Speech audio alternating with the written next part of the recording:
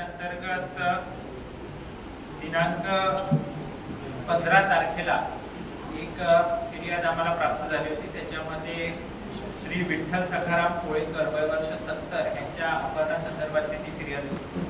त्या फिर्यादीमध्ये आम्ही अधिकचा तपास केला असता असं निदर्शनास आलं आहे की त्यांचा किडनॅपिंग करून खून करण्यात आला आहे।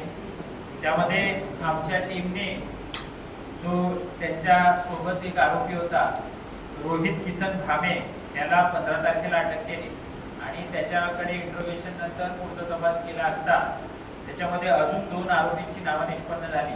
त्यामध्ये शुभम पोपट सोनवणे आणि मिलिंद देवीदास थोरात ह्या आरोपींचा पाठलाग करून यांना इथनं नाशिकवरून ते पुढे निसटून गेले आणि शेवटी यांना जबलपूर येथे मध्य प्रदेशच्या GRP म्हणजे जी रेल्वे पोलीस आहे त्यांच्या मदतीने आम्ही अटक करू शकलो।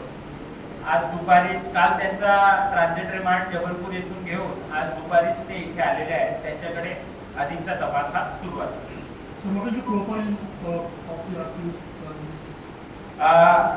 ह्याच्यामधले जे